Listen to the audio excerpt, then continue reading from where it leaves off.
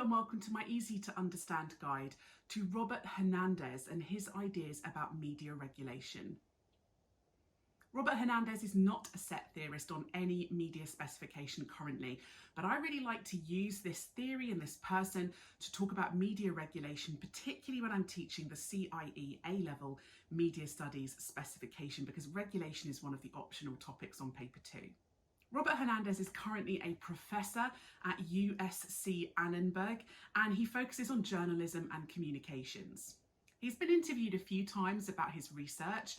He currently focuses on ideas about extremism online, so kind of graphic videos that you might see from terrorist groups and kind of extremist content that they may post on social media sites. His main ideas are that the general public should get to see this content. We should be able to view kind of graphic videos by terrorist groups, whether it be them live streaming killings, whether it be kind of propaganda from neo-Nazi groups or photos that they may have taken. We should be able to see that, and it shouldn't be censored to the general public. He believes very much that the general public should get to choose what they see online, and it shouldn't be down to somebody like the government or social media companies. He wants the general public, like you and I, to be able to make decisions about ourselves and what we view.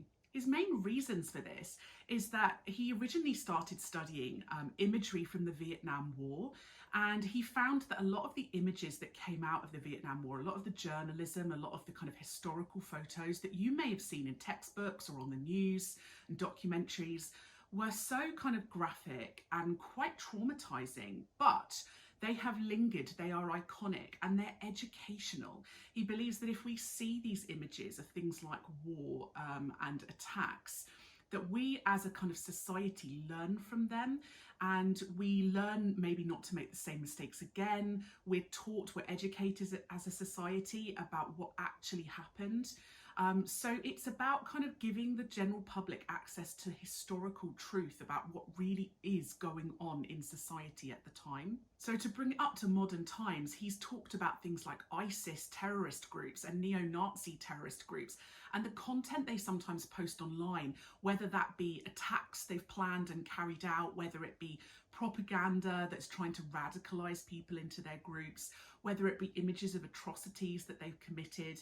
He thinks that the general public should have access to all of that content online, and it shouldn't be censored or regulated or taken away, because we should be able to see the grim realities of what are going on in the world around us.